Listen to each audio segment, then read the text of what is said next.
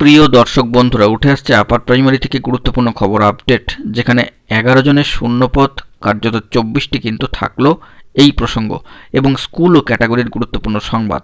এই মুহূর্তের জন্য আর্জেন্ট তথ্য উঠে আসছে, অবশ্যই কিন্তু আপনাদের জেনে নেওয়ার প্রয়োজনীয়তা রয়েছে, তাই আর্জেন্ট ভিত্তিতে ভিডিওটা ক্রিয়েট করতেই হচ্ছে। ভিডিওটিকে শেষ পর্যন্ত ওয়াচ করবেন, কোনোভাবেই কিন্তু স্কিপ করবেন না। চ্যানেলটিকে এখনই সাবস্ক্রাইব করে নিয়ে সঙ্গে থাকবেন। চলুন কথাবার্তা না বাড়িয়ে আমরা মূল টপিকে ফোকাস করি।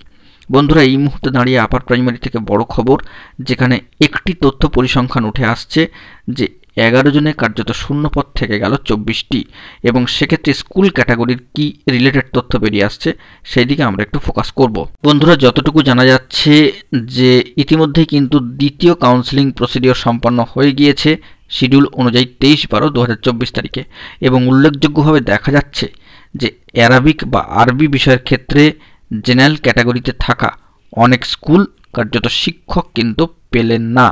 অর্থাৎ আপার প্রাইমারিতে আরবি চাকরি প্রার্থী যারা রয়েছেন, বিশেষ করে যাদের একাধিক জায়গায় র্যাঙ্ক বা মাল্টিপল র্যাঙ্ক ছিল, তারা অনেকেই স্কুল পছন্দের তালিকায় রেখেছিলেন ওবিসি স্কুল।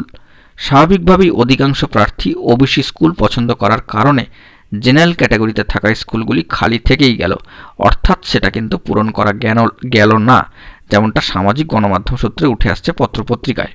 প্রসঙ্গত, জেনারেল ক্যাটাগরিতে বর্তমানে ওয়েটিং প্রার্থী রয়েছেন 11 জন, কিন্তু খালি পদ রয়ে গেল 24টি। অর্থাৎ 11 জন ওয়েটিং প্রার্থী তৃতীয় পর্যায়ের কাউন্সেলিংয়ে প্রত্যেকেই জেনারেল স্কুল পছন্দের তালিকায় রাখলেও 13টি শূন্যপদ কিন্তু থেকে যাবে। সুতরাং 13টি স্কুল শিক্ষক পাওয়া থেকে বঞ্চিত রয়ে গেল, যেমনটা এই তথ্য পরিসংখ্যান একেবারে কিন্তু পূবের কলম পত্রিকায় বেরিয়ে আসছে। তো যে সমস্ত স্কুলগুলি শিক্ষক পাওয়ার জন্য প্রায় 10টি বছর অপেক্ষা করছিল, অথচ তারা অ্যারাবিক শিক্ষক পেলেন না, এর ফলে শিক্ষার্থীরা শিক্ষার অধিকার থেকে বঞ্চিত এবং তথ্য সংকটের মুখে থেকেই গেল।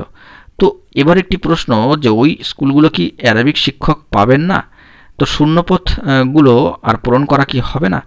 এই বিষয়ে সেন্ট্রাল স্কুল সার্ভিস কমিশনের সম্মানীয় চেয়ারম্যান মহাশয়কে কিছুদিন পূর্বেই একটি ডেপুটেশন কিন্তু দেওয়া হয়েছে, এবং এই জেনারেল ক্যাটাগরিতে যে অপূরণীয় শূন্যপদ রয়ে গেল, সেই শূন্যপদের জায়গায় ক্যাটাগরিতে থাকা ওয়েটিং প্রার্থীদের নেওয়ার আবেদন কিন্তু রাখা হয়েছে। তবে এটা কতটা ফলপ্রসূ হবে সেটা এখন দেখার বিষয়। তবে ক্যাটাগরিতে শতাধিক ওয়েটিং প্রার্থী রয়েছেন, একদিকে যেমন স্কুল শিক্ষক পাবে না, অন্যদিকে কিন্তু ওয়েটিং প্রার্থীরা চাকরি থেকে বঞ্চিত হবেন। এখন দেখার বিষয় স্কুল সার্ভিস কমিশন ওই সমস্ত শূন্যপদগুলি পূরণ করেন কিনা। এইভাবে যদি এই পদগুলি ফাঁকা থেকে যায়, তাহলে ওই স্কুলগুলো সদিচ্ছার উপরে নির্ভর করছে তারা পুনরায় শিক্ষকের জন্য আবেদন করবেন কিনা।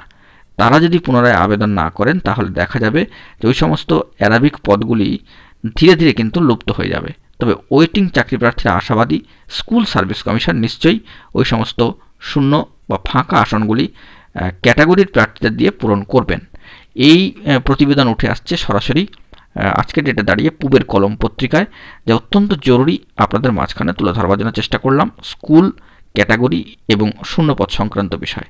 তো দেখা যাক পরবর্তী ক্ষেত্রে কী আপডেট উঠে আসে। এখন এটুকুই, সকলে ভালো থাকবেন, চ্যানেলটিকে অতি অবশ্যই সাবস্ক্রাইব করে জরুরি আপডেটগুলি পাওয়ার জন্য সঙ্গে থাকবেন। ধন্যবাদ।